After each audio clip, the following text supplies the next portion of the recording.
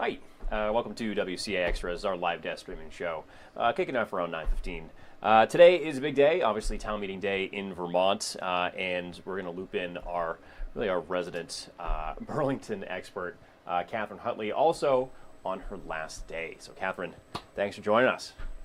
Thanks so much for having me on, John. Gotcha. And I know you might be at this point counting down the hours, but let's dive into a little bit about... No, town meeting day takes precedent. I specifically, Yeah. Obviously I'm so sad to leave, but I was like, I have to do town meeting day because I love town meeting day. Yeah. Well, it really is, this is a beat you've covered forever. So I know a lot of people look forward to your coverage tonight, but let's get into it. So first things first, Burlington, let's talk about this pair of wastewater bonds. It's $172 million up for a vote today. What does that entail, and really what's going to change in the city that people are voting on? Well, this is the big ticket item, and this is a huge item because, voters will remember the high school, they only had to vote on a $165 million bond. So this is big. However, the Water Resources Director says that this is due to decades and decades of deferred maintenance and, a reticence to maybe raise water rates a little bit to help, build up a pot of money that they can use to fix things. But the problem is now, and we've seen this with Main Street construction, that they dig to do something and then the pipes which are way over 100 years old, just crumble underneath them.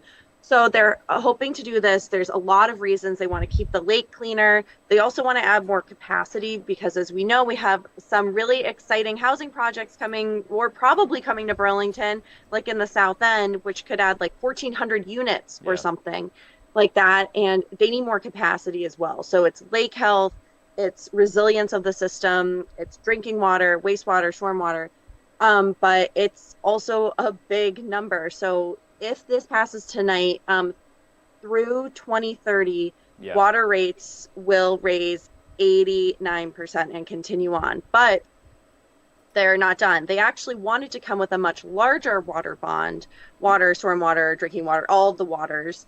But, the appetite on city council, voters did not seem to be there. So they have, Megan Moyer, who's the Water Resources Director, has said that even if this passes, expect to see another bond in 2 more years for the stuff that they weren't able to include this time. Gotcha. So it could even go higher there. Yeah.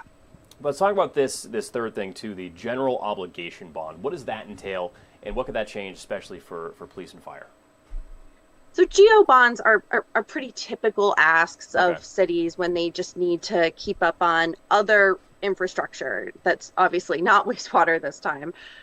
So they really want to upgrade their fleet to have much better trucks and stuff. They've kind of deferred that a little bit with all the significant budgetary issues we've seen over the last few years.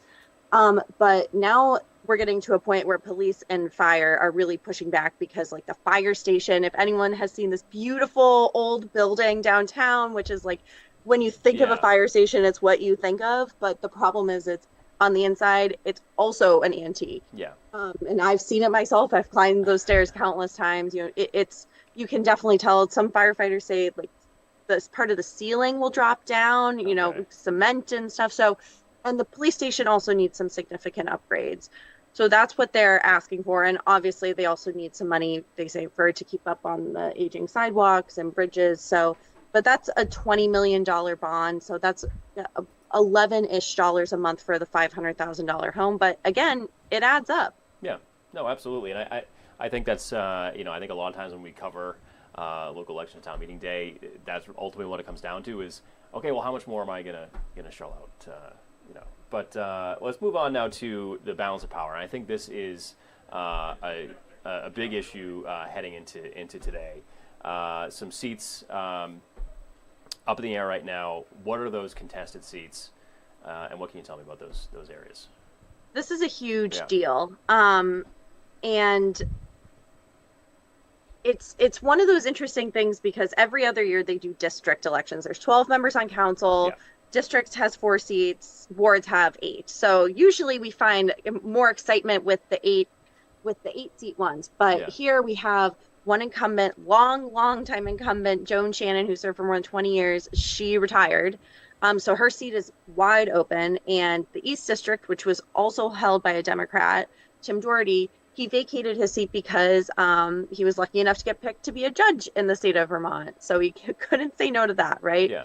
So we have these two seats open. East District is interesting because the two wards that serve that district are both held by progressives. So the question is, people are wondering if a progressive could pick that up there. Yeah. But also the South District is wide open. Joan Shannon was there for a very long time. So it's a tight race, I expect, there as well. So anything could happen. If the Democrats have both, it'll be status quo. Right now, with Tim Doherty, there was a 7-5 majority on council, but it's slim. If it's 6-6, it'll be really hard to get things done. Some of the politics have been more charged. This election cycle, particularly, has had some very negative campaigning. The mayor posted a statement last night condemning negative campaigning, especially by some student groups. Yeah.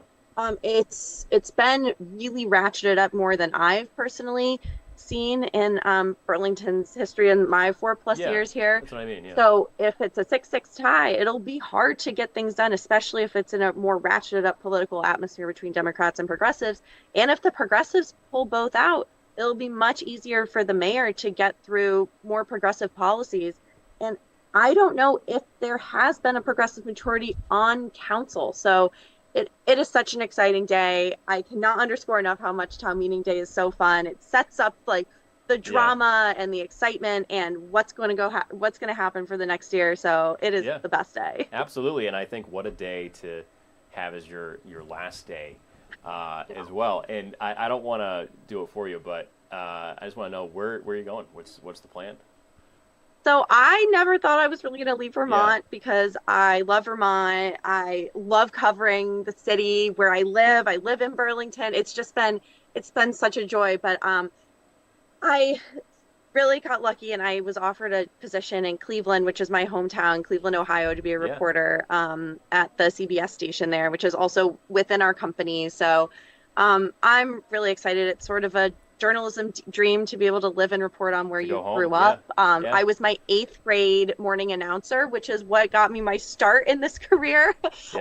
And it'll be really fun to be able to get back to the shores of Lake Erie. And, I can see all my sports teams lose in person now, which maybe is not good, but but it'll be a kind of a dream come true. But I love Vermont. I've loved people who've watched so much. I mean, I cannot underscore enough how much I love this place. Absolutely. Well, Catherine, we will certainly miss you, and I totally understand, going home. I mean, it's a goal for my mom's going to be very happy. I know. That's the thing. And that's what I was going to say is now my mom, if it was me, it's like my mom doesn't have to tune in on the stream anymore. So it'd be nice to turn it on and see it. But we'll miss you so much. Obviously, your coverage is just fantastic. So we wish you the best. I'll see you in person later on tonight. But we will.